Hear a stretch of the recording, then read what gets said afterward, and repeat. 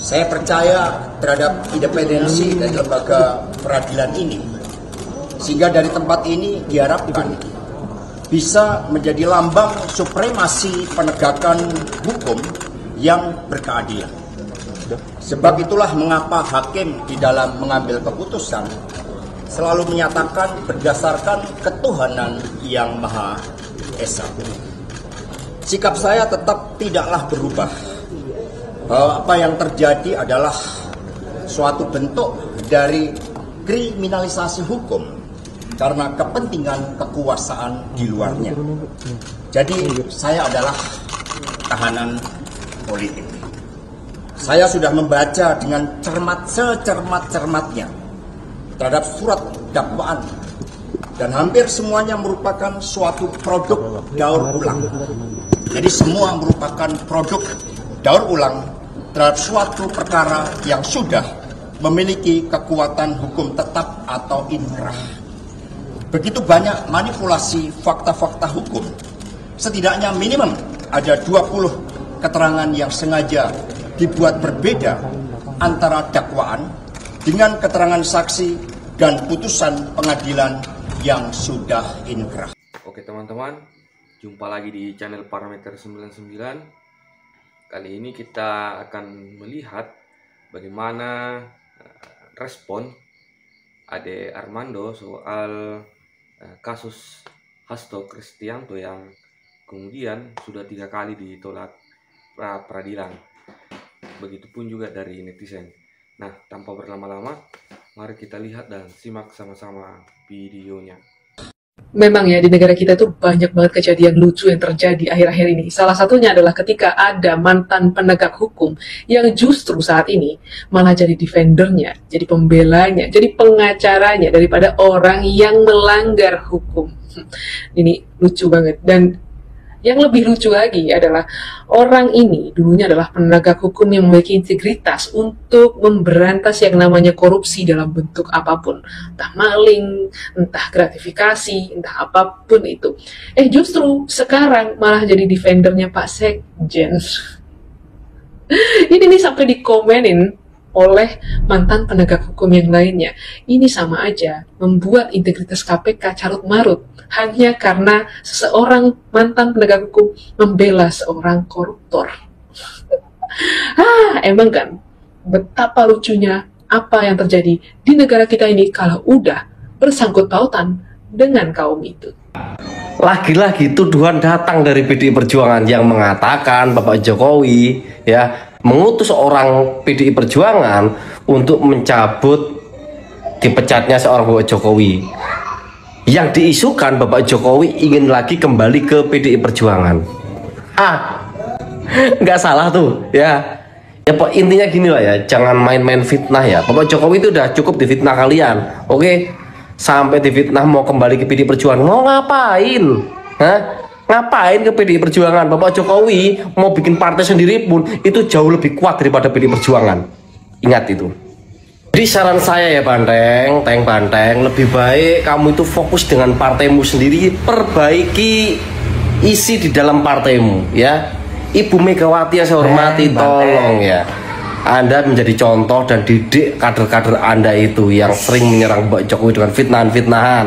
Kalau mau partai Anda bertahan ya. Karena kalau nantinya Bapak Jokowi bikin partai ya, tahu sendirilah ya. Ya seperti itulah ya.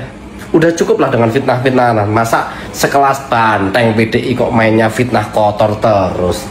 Fitnah kotor. Mengapa Pak Prabowo setiap dalam pidatonya selalu mengatakan saya siap mati untuk melawan korupsi? Ya, itu tuh kenapa? Jadi kita bahas ya. Jadi gini, berkali-kali ya Pak Prabowo selalu bilang saya siap mati. Kesannya itu ya, kesannya bagi orang yang tidak paham itu omon-omon memang, dan terlalu lebay mungkin ya. Tapi seorang presiden ketika dia mengatakan itu artinya sangat dalam ya. Jadi artinya apa? Yang pertama, mafia yang sudah mengakar ya oligarki itu kan bekerja sama dengan partai ya, melalui pejabat-pejabat atau birokrat itu kita katakan semua mafia ya, itu yang mengakar dan luar biasa, ya, yang korupsinya gila-gilaan, yang melakukan pungutan gila-gilaan, itu memiliki kekuatan yang nggak sembarangan. Karena apa? Di balik mereka ada partai, ada oknum-oknum, organisasi bersenjata, ya kayak Polri dan TNI juga gitu. Ya jadi nggak mudah gitu ya. Nah, nggak mungkin seorang presiden itu lebay ngomong selalu siap mati siap mati. Emang kenyataannya Pak Prabowo itu diincar karena sekarang dengan cara efisiensi itu banyak yang terganggu ya, yang biasanya mereka mudah ya merampok ya bersama ya, sekarang digoyang, dibongkar itu semua ya, tentu saja mereka akan melawan ya. Ini yang sebenarnya sama-sama kita harus pahamin. Jadi itu bukan sesuatu yang lebay. Pak Prabowo itu memberikan ya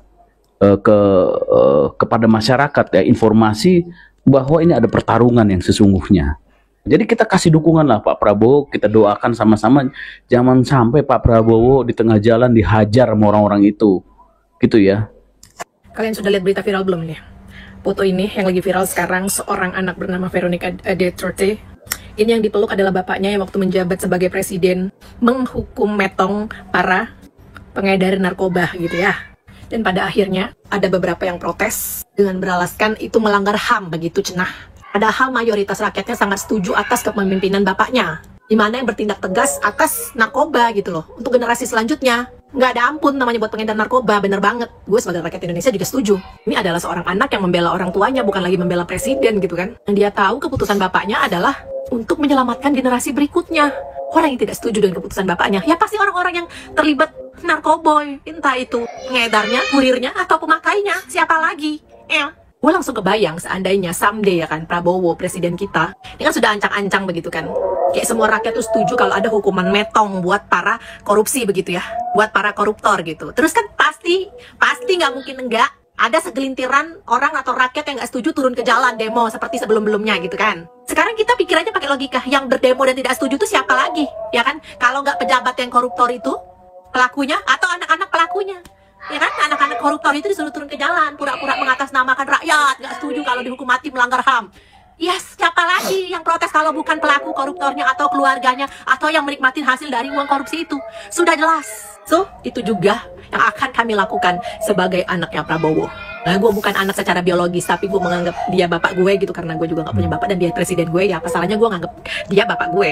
Gue akan membela dia seandainya someday dia mengeluarkan hukuman metong untuk koruptor, ada yang turun protes bilang itu melanggar HAM. Gak ada kata HAM untuk para koruptor yang dengan sadar menggelapkan uang negara untuk mengayakan diri dia sendiri. Di saat dia menikmatin hasilnya, dia tidak memikirkan nyawa orang lain. Kenapa kita harus memikirkan nyawa dia? Itu intinya. Jangan pernah takut. Kita sebagai pembela kebenaran, jangan percaya dengan tampilan orang. Karena apa? Lucifer sekarang nyamar jadi manusia kayak kita. Apa buktinya? Ya kan bulan puasa katanya Syaiton dikurung. Buktinya masih banyak yang berbuat jahat. Berarti kan selama ini memfitnah Syaiton yang membisikkan mereka, padahal mereka Syaitonnya. Tapi tampilan mereka biasanya seperti orang yang memuja Tuhan. Nah, pastiin zaman sekarang mereka penampilannya adalah Lucifer yang lagi menyamar. Hati-hati. Seperti berita yang kita lihat sekarang ya kan. Mereka justru pemilik tempat prostitusi, punya klub malam, tempat diskotik, udah jadi rahasia umum, bisnis lendir di mana-mana. Tapi mata kita semua sudah terbuka, melihat fakta yang ada tidak bisa ditipu lagi oleh mereka. Yang menjual jabatan, yang menjual agama, tidak mempan lagi. Semua rahasia kalian sudah terbongkar. Mari tetap berdiri tegak kepada pemerintahan yang sah, berantas semua korupsi, para penjual agama, para perusuh yang suka demo mengatasnamakan rakyat. Hal rakyat sebenarnya tahu mana yang benar dan mana yang salah.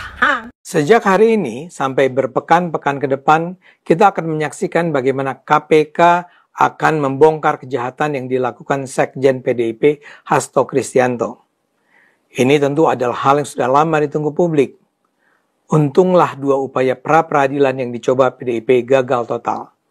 Mulai Jumat 14 Maret ini, kita akan mendengarkan dari Pengadilan Tindak Pidana Korupsi proses pembongkaran apa yang dilakukan Hasto dan PDIP sejak 2019 yang lalu. Kita akan mendengar paparan bukti-bukti yang menunjukkan apakah Hasto memang bertanggung jawab menyuap KPU untuk meloloskan Harun Masiku ke DPR dan apakah Hasto memang berusaha merintangi upaya penangkapan Harun Masiku. Saya sangat percaya Hasto memang bersalah. Dan kalau dia memang bersalah, sangat mungkin akan ada bukti-bukti lain yang bisa menunjukkan kejahatan yang lebih luas dari sekedar Hasto. Bukan lagi sekedar kejahatan individual, tapi juga kolektif di PDIP. Upaya mengganggu tipikor di Pengadilan Negeri Jakarta Pusat kali ini sudah terlihat. Di luar pengadilan, ratusan pendukung PDIP berkumpul. Seperti diberitakan Kompas, mereka berpakaian hitam, berdiri bergerombol, serta memakai atribut mendukung Hasto. Di kaos yang mereka kenakan terbaca hashtag Hasto Tahanan Politik. Tapi kali ini di sisi lain ada pengunjuk rasa lain yang juga berorasi non-stop sejak sidang dimulai. Mereka berjumlah puluhan, membawa banner dan mobil komando yang berperan sebagai pengeras suara. Mereka menyuarakan tuntutan agar tidak ada intervensi kepada hakim dan hukum bisa ditegakkan tanpa pandang bulu. Apa yang terjadi ini memang proses yang akan punya catatan sejarah penting dalam politik Indonesia. Sebenarnya sih kasus Hasto ini sederhana. Cuma upaya penyuapan KPU senilai sekitar 1 miliar rupiah. Dan soal upaya menggolkan Harun Masiku untuk bisa jadi anggota DPR. Tidak ada tindak kriminal yang luar biasa sebenarnya dilihat dalam kacamata Indonesia. Mereka yang sudah terbukti bersalah dalam kasus ini juga sekarang sudah bebas dari hukuman. Dengan kata lain, kalau waktu itu Harun Masiku membiarkan dirinya ditangkap, isunya tidak akan berlarut-larut dan meledak seperti ini. Kalau Harun tertangkap, dia akan diadili, dinyatakan bersalah, dan mungkin dipenjara beberapa tahun. Tidak perlu ada nama Hasto terlibat. Tapi kini, karena Harun kabur, kondisinya menjadi seperti hidup segan mati tak mau. Harun harus tinggal di persembunyian, menyepi, terisolasi. Sampai sekarang pun dia masih diburu. Jadi nggak worth it, kata kaum milenial Jaksel. Lebih ironisnya lagi, kemungkinan besar dia melarikan diri bukan karena keinginannya sendiri. Dia kabur karena diperintah Hasto. Keputusan untuk memajukan nama Harun ke DPR, walau suara perolehannya relatif kecil, hanya sekitar 6.000, juga diperintahkan oleh Hasto. Masalahnya, Hasto pula yang memerintahkan Harun untuk lari. Menurut KPK, Hasto bahkan memerintahkan Harun untuk merendam handphonenya agar tidak terlacak. Karena perintah Hasto itu, Harun harus jadi buronan selama 5 tahun. Seperti saya katakan, bila Hasto bersalah, akan ada nama-nama lain yang juga mungkin akan terkena. Apalagi kalau Harun kemudian juga tertangkap. Sebagai contoh, KPK mungkin akan bertanya tentang insiden di Perguruan Tinggi Ilmu Kepolisian. Sekedar menyegarkan ingatan, sebelum Harun akhirnya bisa melarikan diri, dia sempat hampir tertangkap di PT IKA oleh KPK. Tapi gara-gara ada intervensi kekuatan luar, para penyidik KPK yang ketika itu datang ke PT IKA terhambat operasinya. Para penyidik KPK itu ditahan oleh pihak keamanan kampus selama berjam-jam sebelum dilepaskan. Dan ketika akhirnya para penyidik itu bebas, Harun sudah hilang. Pertanyaannya, siapa saja yang terlibat dalam aksi perintangan tersebut? Hasto sih mungkin sekali terlibat di sana. Tapi, siapa nama-nama lainnya? Begitu juga dengan kasus pelarian Harun. Siapa yang membiayai pelarian Harun? Pelarian selama 5 tahun itu bukan kerja main-main dengan biaya besar. Hampir pasti bukan cuma Hasto yang berperan di dalamnya. Pasti ada pihak-pihak lain yang turut membiayai, turut menemukan tempat tinggal, turut bertanggung jawab atas keluarga Harun dan seterusnya. Nah, siapa orang-orang yang berada dalam jaringan itu? Jadi sangat mungkin ini bisa menimbulkan goncangan besar dalam tubuh PDIP yang akan berkongres dalam waktu tak lama. Bagaimana kalau ini semua ternyata juga menyangkut nama-nama tokoh penting lain? Pihak PDIP sendiri sudah mulai melakukan konsolidasi. 1 hari sebelum sidang pengadilan Hasto dimulai, sejumlah pimpinan dan anggota DPR fraksi PDIP bertemu dengan Megawati di rumahnya. Anggota DPR seperti Deddy Sitorus mengatakan pertemuan ini merupakan konsolidasi menjelang Kongres Partai. Para tokoh PDIP yang hadir enggan bicara banyak. Anggota Komisi 3 DPR RI PDIP Iwayan Sudirta menyatakan Bu Mega berpesan agar anggota DPR PDIP turun ke masyarakat. Untuk apa? Tidak jelas. Ketidakpastian ini justru semakin memperkuat dugaan bahwa pertemuan dilakukan terkait sidang perdana Hasto. Diduga Megawati memberikan arahan pada tokoh-tokoh PDIP tentang bagaimana seharusnya mensikapi persidangan yang mungkin sekali akan membongkar banyak kecurangan terkait PDIP. Nah, itulah yang disampaikan oleh Bang Ade Ermando, teman-teman. Jika suka channel ini, silahkan komen di kolom komentar dan jangan lupa like, comment, and subscribe.